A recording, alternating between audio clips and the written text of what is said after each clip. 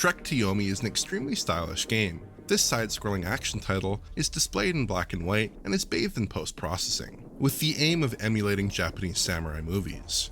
Kurosawa and Kobayashi are clear influences here, with everything from the film grain to shot framing taking influence from classic Japanese cinema. This isn't a massive blockbuster title, but there's a deep fidelity to the source material here and a brilliant sense of aesthetics. So how does Trek to Yomi achieve its decidedly analog, mid-century look? And what sort of trek do we have to embark on to salvage performance levels in this demanding title?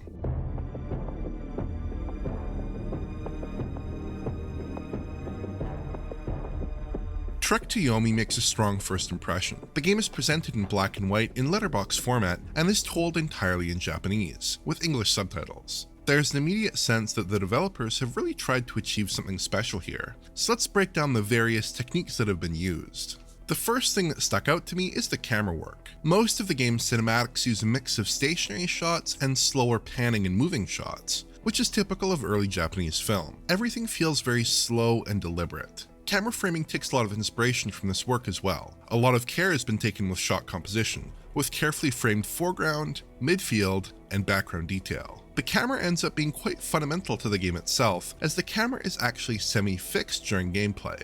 There's no direct player control over the camera, and most shots simply follow the player's movement by scrolling or panning. This enables the developers to use a very strong and high-quality depth of field effect, even during gameplay. Shallow depth of field is present in virtually every shot here, emulating the long-lensed look of Kurosawa films. In a typical game with a right-stick third-person camera, depth of field might obscure critical gameplay elements, but here the focal point of each scene is carefully set such that this doesn't occur. The relatively sedate camera movement generally avoids significant depth of field artifacting as well, which helps particularly on fine transparencies like grass and hair. Screen space effects are dialed up here as well, and similarly exploit the game's camera system to push more impressive than usual results. SSAO and SSR are present here of course, and mostly resolve without visible artifacting, but the star of the show is a quite interesting use of screen space shadows. These are blended with traditional shadow maps to add additional detail near the base of character shadows, capturing sharp character detail around the point of contact with the ground, which would normally be tough to resolve with a shadow map. They are also employed to draw in shadows around certain foliage elements. The use of screen space shadows for larger objects can be an uncomfortable fit within a typical camera system, but the relatively static camera has enabled the developers to use them extensively here. A heavy film grain is used here, but it's not the sort of film grain that you'd typically see in a game. Modern games often use grain effects, but it's usually a well-behaved grain that resembles the look of a camera with the ISO turned up a bit. Just a hint of small dots that look rather digital in nature. In Trek to Yomi, the grain is heavy and thick, with scoring marks, bright lines, and other artifacts, and looks very reminiscent of grain from old film stock. The grain updates at about 24 frames per second here as well, which helps to preserve the staccato appearance of grain in film stock. Trek to Yomi makes a really compelling use of lighting effects to really sell the look of certain shots. Volumetric light shafts are used frequently, and characters often appear in silhouette against bright light sources. The attention to detail in lighting here is really compelling. Fire, for instance, is properly exposed as an older camera would see it and looks very bright. There's a realistic interpretation of the limits of dynamic range, with darker scenes displaying a lot of lost detail in highlights and in shadowed regions. I could go on and on. This is a really special looking game. At its heart, this isn't a tremendously complex title. You're mostly engaging in a series of combat encounters, and navigation and progression is very simple. But Unreal Engine 4 is harnessed here to create a novel reinterpretation of the styles and techniques that were integral to mid-century Japanese cinema. While a handful of other games have attempted similar visual stylings, Ghost of Tsushima comes to mind, this goes much further. So what doesn't work? The typical complaint about a game with a distant camera system is that detail doesn't really hold up very well when the camera is moved close to objects. Here though, there aren't really any issues even in close-ups and cinematic sequences. Shallow depth of field surely helps here, turning lower detail geometry into beautiful bokeh shapes. Really my only visual gripe with Trek to Yomi is the complete absence of motion blur. So much effort has been put into making sure that the game's final image looks like it was captured with a film camera, but oddly there's no motion blur whatsoever. Motion blur is fundamental to the way that cameras capture exposures for each frame, in the same way that depth of field is. so it really feels like there should be some form of blurring in motion. Fast movements can look very clinical here as a result, which definitely doesn't sit well within the game's aesthetic. 修行を忘れるでないぞ。己が死に従うのだ。常にな。ひろき、無事でおれ。 So how does Trek to Yomi fare across the current gen machines? Before we discuss resolution and settings, we first need to wrap our heads around the letterboxing here. Trek to Yomi uses a letterboxing technique, with 276 pixels below and above the image where game content isn't displayed when outputting at 4K. This includes HUD elements, subtitles, and menus, which are not displayed in this letterboxed area. The effective viewable resolution of the game is reduced by 552 vertical pixels as a result at 4K, or about 25.6% of the screen area that would normally be displayed. Critically, this doesn't have an impact on clarity, however. The pixels are still mapped normally. Because of the high amount of post-processing, there's a strong depth of field effect, edge distortion, and by default strong bloom lighting and film grain. Geometric resolution doesn't really matter that much here, particularly given the game's strong TAA. It also makes pixel counting very challenging, as only small areas of the screen after any given camera cut could conceivably even be countable. Everything else is blurred out or blitzed away by other post-processing. With those caveats in mind, here are the resolution numbers. PS5 and Series X both seem to map perfectly onto a 4K grid and therefore resolve at approximately 3840 by 1602. Series S produces a 1296p-like resolution, which here should be roughly 2304 by 964 in terms of displayed pixels. These figures are approximate, however, as finding longer edges that didn't intersect with the depth of field or interact with the post-processing was extremely challenging. Outside of resolution, visual settings seem similar between the current gen machines.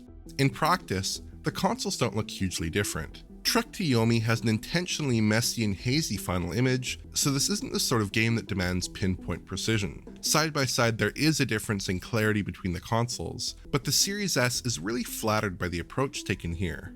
Sharp-eyed viewers may have noticed some issues with the fluidity of the footage so far, and there's good reason for that. Trek to Yomi runs with an unlocked framerate on all console platforms. On current gen machines, we're generally seeing a readout between 40 and 60 FPS in typical gameplay. PS5 and Series X spend a lot of time around 40 to 55 FPS, a sort of framerate no man's land, with constant stutter on a conventional display.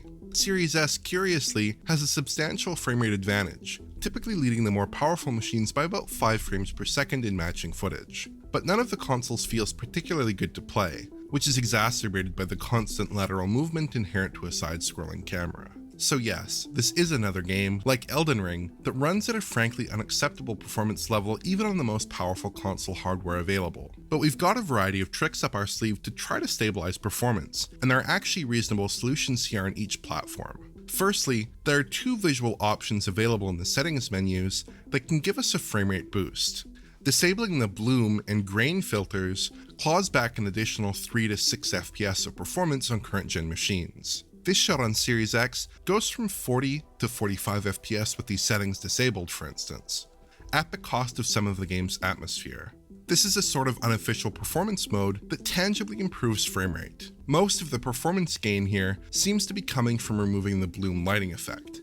The grain filter has a much smaller impact on frame times. This isn't enough to get a truly stable experience, of course, although it does make things somewhat more bearable. The fundamental issue here is the framerate oscillation between 33.33 milliseconds and 16.66 milliseconds, which still largely persists. Now this is of course the issue that VRR was designed to fix, so let's give that a shot. Variable refresh rate actually manages to clean things up quite well on Xbox platforms.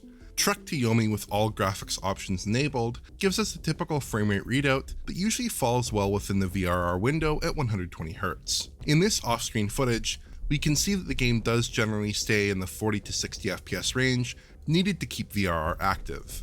Keep in mind that low framerate compensation doubles these numbers for the purposes of the refresh rate, so the actual framerate should be half the displayed refresh rate that you're seeing here. It's not a perfect solution by any means. You can definitely feel some responsiveness slip away as the game slides below 50 FPS, and there are moments on Series X, like this wide shot, where frame rates fall below 40 FPS, disabling VRR and producing major stutter. but VRR does manage to mostly resolve the fundamental performance issues and gives the game a smooth and well-animated appearance in general gameplay. Unfortunately, the VRR implementation on PS5, which was only released a couple of weeks ago, isn't nearly as robust. The VRR window here is just 48 to 60 FPS, which Trek to Yomi often falls below. VRR is still active a majority of the time here, so it's still an improvement overall, but there's a massive loss in input and animation consistency when the game does dip below 48 FPS. Far more compelling though is to simply run the PS4 Pro code on PS5 through backwards compatibility. This manages to reach a locked 60 FPS on PS5, so VRR can be dropped here without issue, though resolution takes a dive down to approximately 1920 by 804. It's a palpably softer game, but the heavy reliance on post-processing dulls the impact of the resolution cut.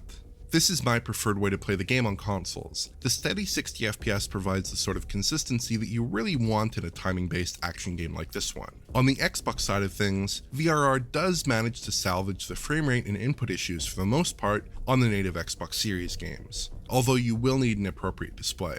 Even though these workarounds are generally effective, this level of performance is simply not good enough. The native versions of Trek to Yomi really should be running at a stable 60 FPS on current-gen machines.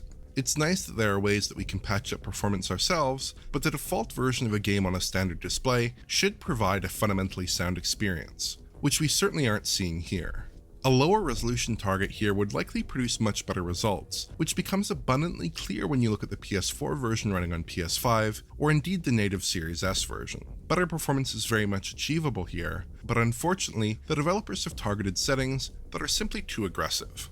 I really enjoyed my time with Trek to Yomi. It's a unique game that exploits modern rendering techniques to create a compelling facsimile of mid-century Japanese movies. Artistically, this is a special effort and it's well worth checking out, particularly if you have Xbox Game Pass, where it's currently available. Unfortunately, Trek to Yomi is a difficult game to recommend if you don't have an effective workaround for the game's performance issues. PS5 owners have an easy solution here by running the PS4 Pro code, while Xbox Series players will need a VRR-capable display. Otherwise, the game's stutter problems really undermine its artistic achievements. Perhaps these problems can be resolved in time, but for now, the native current generation code simply does not run well enough. If you enjoyed this video, please like, subscribe, and press the bell for YouTube notifications. To view a high-quality version of this video, check out the Patreon at digitalfoundry.net, and to get in touch, just use Twitter. That's all from me for now. Thanks for watching.